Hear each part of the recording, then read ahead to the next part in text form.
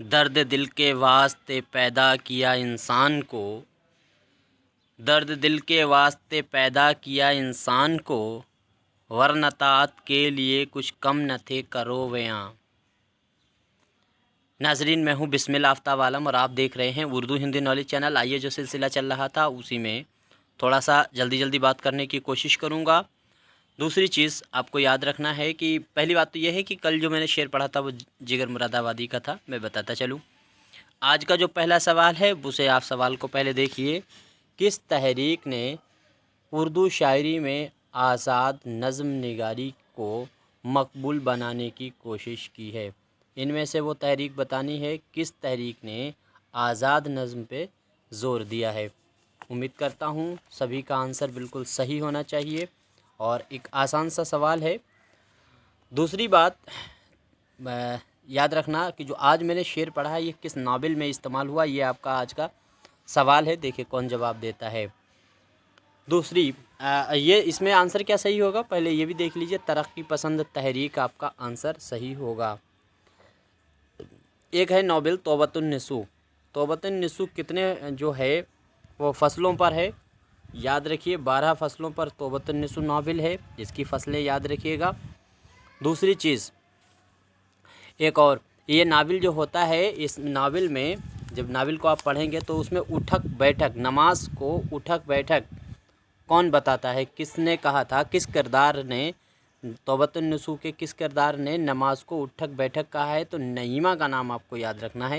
ये सवाल पूछा जा चुका है। सवाल है हल्का अरबाब ज़ौक़ के वजूद में आने से पहले इस इदारा को किस नाम से कायम किया गया था? तो हल्का अरबाब ज़ौक़ है उसका पहले नाम क्या था? आपका सवाल सिर्फ इतना है। कब आया है? तो याद रखिए 30 अप्रैल 1939 को इसकी बुनियाद पड़ी है लाहौर में। दूसरी चीज़ तौबतुन्निसू पे जब हम बात करते हैं तो तौबतुन्निसू जो अब ख्वाब देखता है उस ख्वाब में जो आमाल नामा हाथ में देखता है तो वो किसके हाथ में देखता है आमाल नामा? अपने हाथ में, बेटे के हाथ में, बाप के हाथ में? इस तरह से सवाल बन सकता है। तो अपने बाप के हाथ में अपनी ज़िंदगी का आमाल नामा देखता है मैदान महशर में और यहीं से वो अपने बच्चों की, अपनी औलाद की जो है वो इस्लाह करने की बात सोचता है। ये याद रखिएगा। तो इसमें क्या है, इसमें आंसर आपका सही क्या होगा? यहाँ पर याद रखिए आपका इसमें भी आंसर थर्ड सही है। मजलिस दास्तान गोया जो है ये पहले नाम था काहे का? तो तौबतुन्निसू का पहले यही नाम था।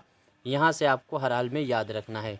उम्मीद करता हूँ सभी का आंसर सही हुआ होगा और सही होना भी चाहिए। दूसरी बात ये वाला सवाल देखिए कौन सा सवाल है। सवाल है हल्का अरबाब ज़ौक़ के, यहाँ से हल्का अरबाब ज़ौक़ के अदीब व शोरा ने किस तरीक़े को नापसंद किया है? कौन सा तरीक़ा है जिसको नापसंद किया है? आप ये चारों आंसर यहाँ से देख सकते हैं और आपका सही क्या होगा आंसर, इसका आपको जवाब देना है। तब तक आप जब तक जवाब देंगे कुछ बातें मैं करता चलता हूँ आपसे। तो याद रखिएगा जैसे ये तौबतुन्निसू जिसने लिखा डिप्टी नज़ीर अहमद के बारे में याद रखिए एक कॉल है आल अहमद सुरूर का क्या कहा है आल अहमद सुरूर ने कि नज़ीर अहमद के किरदार या तो शैतान होते हैं या तो फरिश्ते, इंसान नहीं होते। आपको ये याद रखिएगा। ये कॉल कहा है किसने?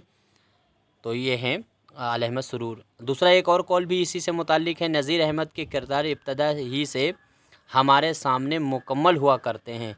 ये अली अब्बास हुसैनी का भी याद रखिएगा। अली अब्बास हुसैनी भी बहुत ही अहम हैं, तो आपको याद रखना चाहिए। इसमें क्या आपका आंसर सही होगा जिस पे बात हम लोग कर रहे हैं?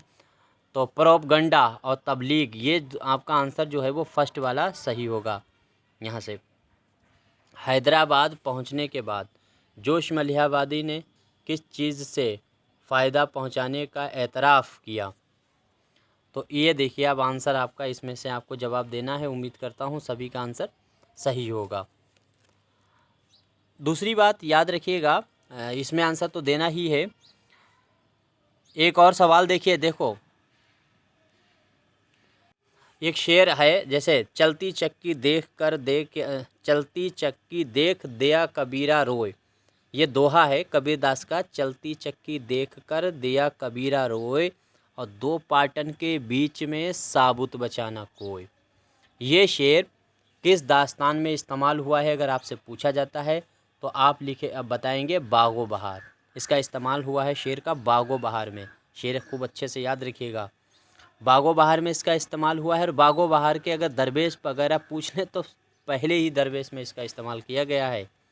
दूसरी जगह अच्छा, इस शेर में अगर वो पूछ ले अलामत किसे बनाया है, चलती चक्की देख कर दिया कबीरा रोए। देखिए ये अभी 1800 के बाद कबीर दास हुए हैं 1600 में, 16 मतलब जो है 16वीं सदी में हुए हैं। और जब उन्होंने ये शेर कहा है और आज की ज़िंदगी पे या आज के साइंस पे देखिए, चलती चक्की देखकर, यानी हम लोग जिस धरती पे रहते हैं, जिस ज़मीन पे रहते हैं, ये लगातार ये अर्थ जो है वो कंटिन्यू चक्कर काट रही है किसके, सूरज के। तो इसी को इन्होंने अलमिया बनाया, चलती चक्की देखकर दिया कबीरा रोए। या फिर ज़मीन और आसमान दोनों घूम रहे हैं और दो पार्टों के बीच में साबुत बचा न कोई। इन दोनों पार्टों के बीच में कोई भी इंसान साबुत नहीं बचेगा, यानी हर एक इंसान को मौत आएगी, जो ज़िंदा है वो मरेगा। आपका आंसर इसमें सही क्या होगा, दारुल तर्जुमा उस्मानिया की मुलाजिमत। आपका 4 आंसर सही होगा। इम्पोर्टेंट सवाल है ये आप देखिए यहाँ से जोश मलिहाबादी के बारे में। जोश मलिहाबादी की शायरी जो इम्तियाज़ी खसूसियात कौन सी है, इनमें से इम्तियाज़ी खसूसियात जोश मलिहाबादी की आपको पहचानना है।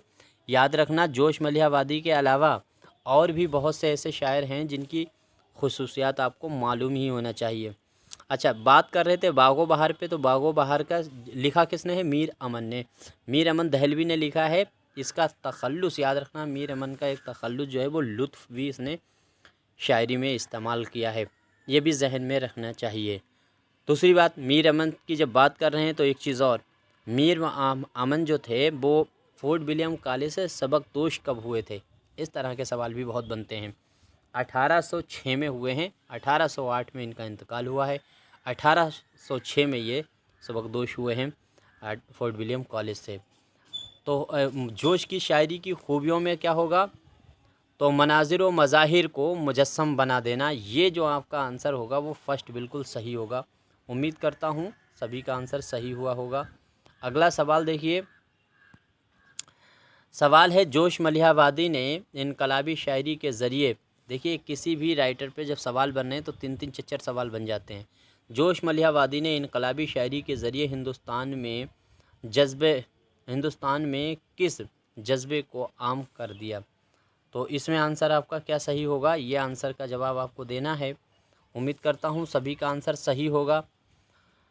जब तक आगे देखिए बात कर लेते हैं। अच्छा, ये तुर्की रोज़नामचा, याद रखिएगा ये कि रोज़नामचा है, तुर्की रोज़नामचा पूछा जा सकता है किसका था, तुर्की रोज़नामचा। तो इंशाअल्लाह खान इंशा का नाम याद रखिएगा, तुर्की रोज़नामचा।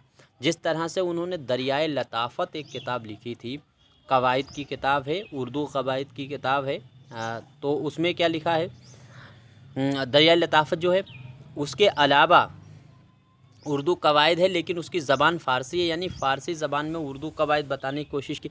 दूसरी चीज़ इसमें ये याद रखिए, लताइफ़ व सआदात जो है वो भी किताब इन्हीं की है, इंशाअल्लाह खान इंशा की।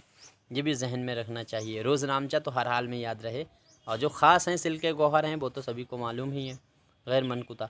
इसमें क्या है, आंसर आपका 3rd सही होगा। सभी का आंसर यही सही होना चाहिए।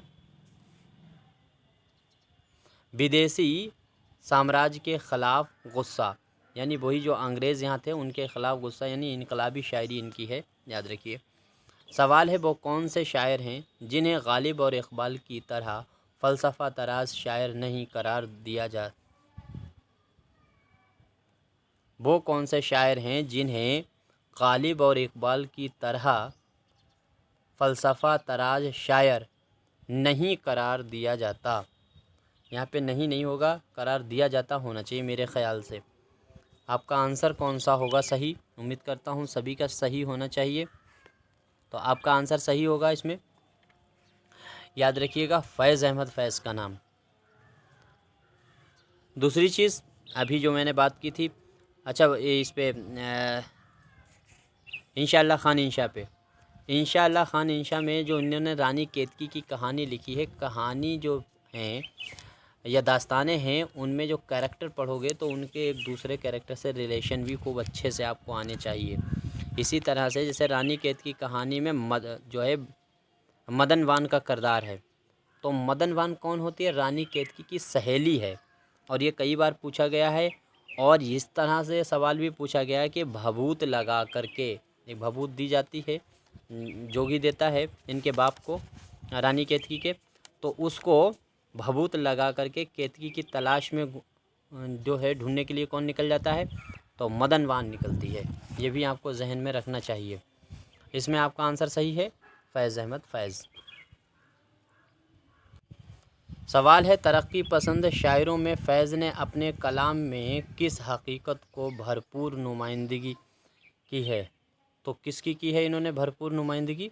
फैज़ अहमद फैज़ की शायरी की खूबी अगर आपको मालूम है तो ये आंसर आपके लिए बहुत आसान हो सकता है। दूसरी चीज़, अच्छा एक चीज़ और भी याद रखिएगा, बागो बहार की जो बात कर रहे थे उसमें आज़ाद वक्त का जो किरदार है, आज़ाद बादशाह का जो किरदार होता है, आज़ाद वक्त का तीसरा जो किस्सा शुरू होता है बागो बहार का, उसमें तो कई बार वो उसको पूछा जाता है कि वो किस मुल्क का बादशाह था, तो रोम का था। रोम को ना लिख करके कुस्तुनतुनिया भी लिख दिया जाता है। कुस्तुनतुनिया शहर था, याद रखिएगा, उसी के उसको बदल करके कुस्तुनतुनिया भी दे सकते हैं। तो रोम और कुस्तुनतुनिया याद रखिएगा, दोनों नाम एक साथ में। यहाँ पे आंसर आपका सही होगा 4। यहाँ आपका आंसर सही होगा, इंसानियत की फतह का तसव्वुर तरक्की पसंदों का काम था। अगला देखिए सवाल है, मजरूह सुल्तानपुरी ने अपनी गज़लों में किन खसूसियात की नुमाइंदगी की है? देखिए लगातार खसूसियात से सवाल बन रहे हैं। मैं कई बार कह चुका हूँ, जब आप किसी की सवाने हयात पढ़ें तो उसकी खसूसियात ज़रूर नोट करते चलें, वरना इस तरह के सवाल आसान नहीं है बता पाना। तो उम्मीद करता हूँ ये आंसर आपका सही हुआ होगा और होना चाहिए भी, क्योंकि ये एक आसान सा सवाल है, मजरूह के बारे में हर कोई जानता है। तो बेपनाह तरसीली क़ुव्वतों का इजहार, ये खूबी है किसकी? मजरूह सुल्तानपुरी की। और वरना इनकी वो गज़ल देख लीजिए, हम हैं मताए कूच ओ बाज़ार की तरह, उठती है हर निगाह ख़रीदार की तरह। तो आप मजरूह सुल्तानपुरी हैं, इनका याद रखिएगा क्या खूबी है, इसको नोट कीजिएगा।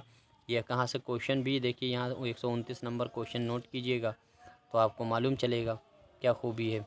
सवाल है, मजरूह सुल्तानपुरी ने रिवायती गज़ल की पैरवी करते हुए तरक्की पसंद गज़ल को कौन सी इनफरादियत से वाबस्ता किया? तो किस इनफरादियत का इन्होंने बयान किया है? तो उम्मीद करता हूँ सभी का आंसर सही होना चाहिए। क्या इसमें आपका आंसर सही होगा? याद रखिएगा, इसमें होगा जो है नया ज़ाबिया। ये यहाँ से आपका आंसर 4 होगा सही। ये आपको हर हाल में याद रखना है।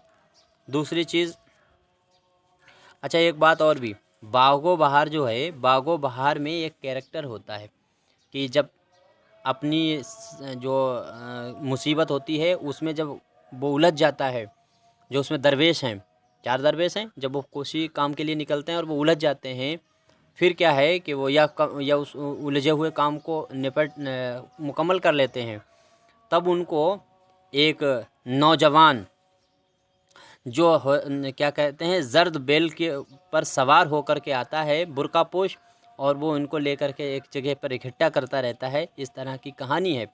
तो उसकी उम्र एक बार पूछी गई है कि उस नौजवान की उम्र कितनी थी? 15-16 साल। आपको हर हाल में याद रखिएगा, उसकी उम्र जो है, जर्द बैल पर जो सवार होकर के नौजवान आता है बुर्कापोश, उसकी उम्र कितनी थी? तो 15-16 साल। ये आपको हर हाल में याद रखना है। अगला सवाल देखिए, सवाल है इसमें क्या है, यहाँ पे बस मिस प्रिंट है, थोड़ा सा देखिए। नून मीम राशिद की बात करें, नून मीम राशिद की नज़मों पर किस तहरीक के असरात नुमायाँ हैं? तो आसान सा सवाल है, ये तो आपको मालूम है। नून मीम राशिद हैं, मीरा जी हैं, इनकी तमाम जो शायरी हैं, और उस पर असरात का है कि हल्का अरबाब ज़ौक़ से ये जुड़े हुए हैं। तो ये एक आसान सा सवाल है, बता सकते हो।